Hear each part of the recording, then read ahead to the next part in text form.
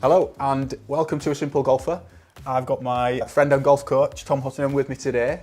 Nice. How are we doing, Tom? Dale. Thanks for having us on, Dale. Tom's going to help me this winter with my low point in my golf swing because it's got to that time of year where the ground's soft and it's sod's law, I'm hitting it fat and that means the ball's coming out low, sometimes it's not going anywhere.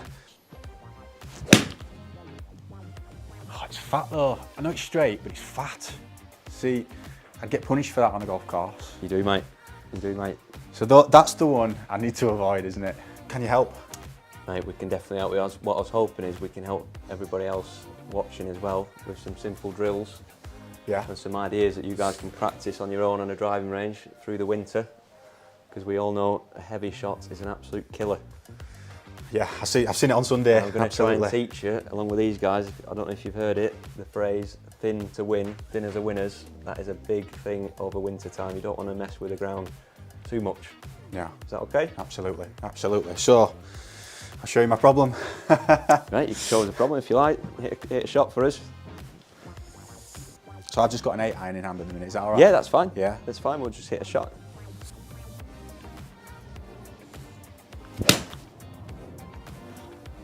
That was pretty sweet. One thing that you need to actually, before you even go into anything, is if you're practicing on a driving range, which in the UK we have to, especially in winter, we can't be hitting too many shots on the grass ranges out there.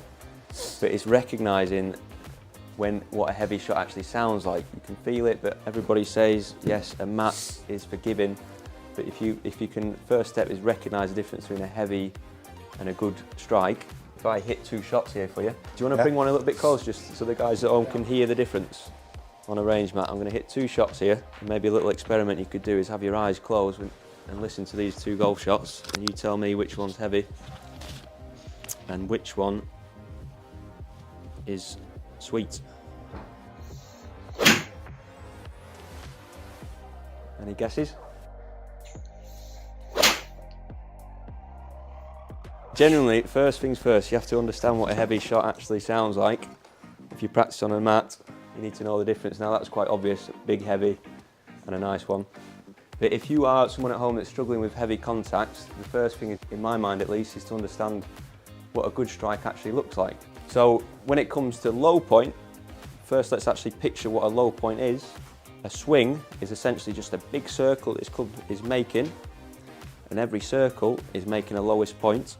And if you can't control that lowest point, unfortunately we're going to have some issues with our striking. So what I've done here on the screen here is I've got 2 examples of low points. One is a low point that's happened too early, where you can see you're going to catch the ground first. And one is a low point that's happened much later, where we've actually struck the ball and then the ground. So having that picture first in your mind before you even go down technique, skill sets, drills, you just need a clear concept of what you're actually trying to achieve with a golf club in order to get a clean strike. We need a low point that's happening after the golf ball, at least at the ball, ideally slightly after, okay?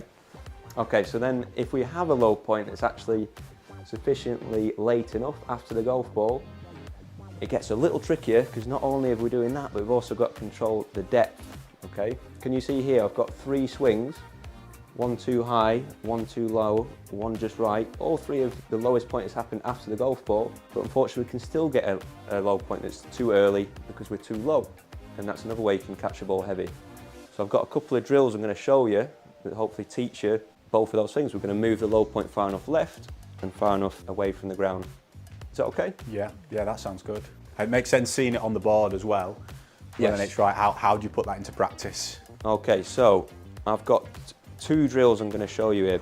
First one, we're looking at the depth of this low point. This is the simplest one. You don't need any fancy equipment. You just need a club and a mat.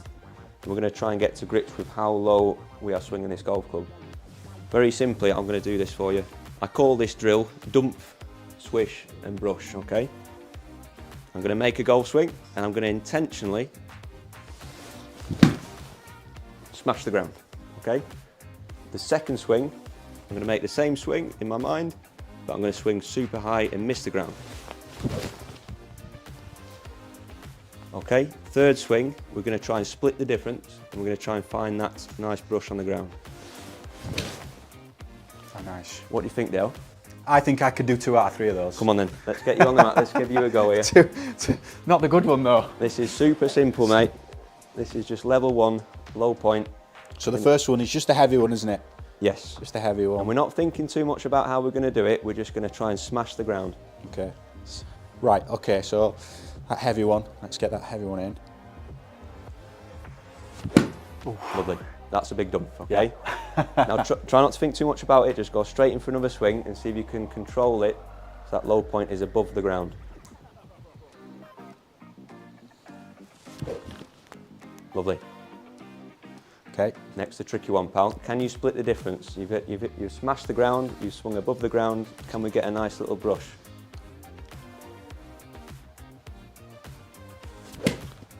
Not bad at all, that, pal. Now that's quite tricky if you've never done that before. Yeah. This is just basic. We call this the Goldilocks concept. All you're trying to do is frame it in your mind. It's something's too hot, too cold, just right.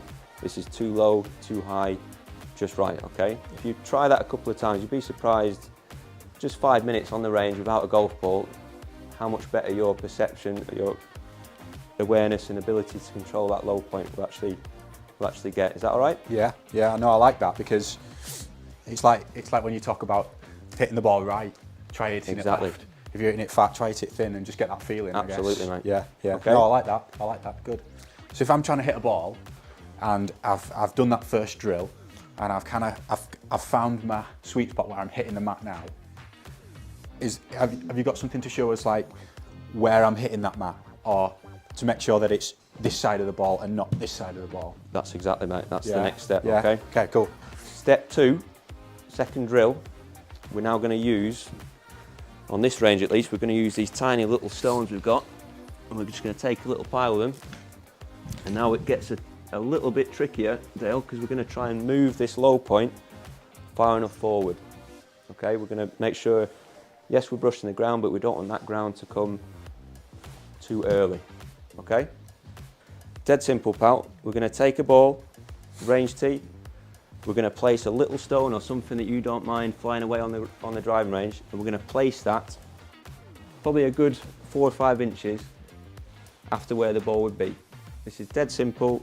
You don't have to think about it too much. You've just got something to aim at. Okay? So now we're just going to swing through this gap and we're going to practice taking a stone away with a golf swing.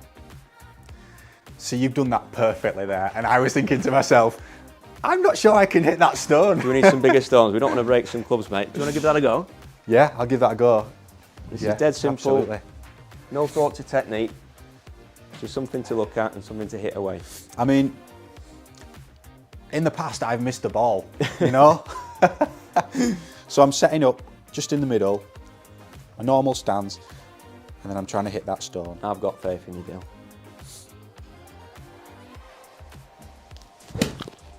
Oh, Lovely. I did it. Magic, pal. And I thought I was going to feel like I was having to reach for that, but actually, it just pushed me into normal position. It's crazy what we can do, pal, with just a task. You don't have to go too in-depth into swing thoughts and technique. You give yourself something to actually hit and you'll be surprised what you can do.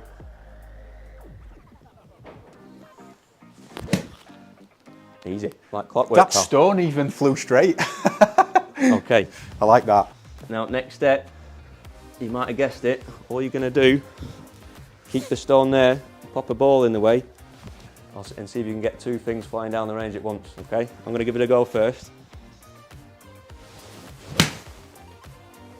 Oh, that's just gorgeous. I mean, you might not have been able to see that on the camera, but both the stone and the ball went straight. Right, okay. So, ball in the middle. Ball in the middle, leave about 2-3 inches after the ball. Little stone there.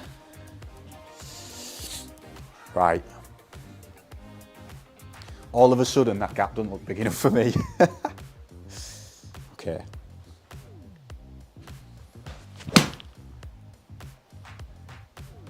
Is the stone missing? It's gone.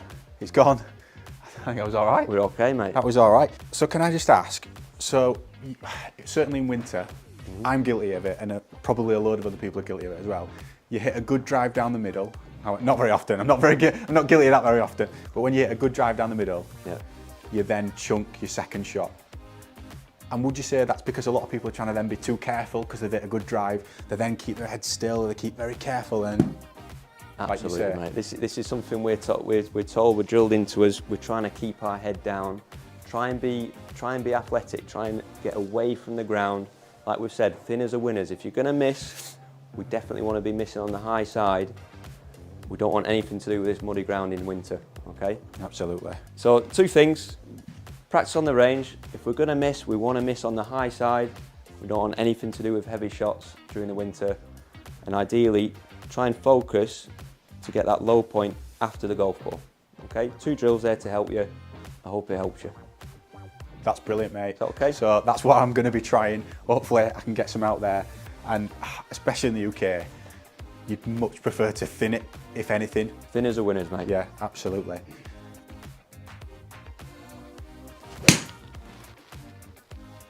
Sounds good to me, pal. Yeah, that's better. That's better. I'm not that. It's not that big. Not that big thud into the mat before the ball as Exactly, well. mate. So, Tom, thanks very much for that. No problem at all. Plenty of Anytime, Dale. stuff. Thank you very much. Plenty of stuff for me to work on then. Tom Huttunen, everyone, thank you very much, Tom. I'm going to put his link up at the top corner as well. Check out his website and please book in with him if you want a lesson. He's fantastic. Thanks again, Tom. Thank you very much.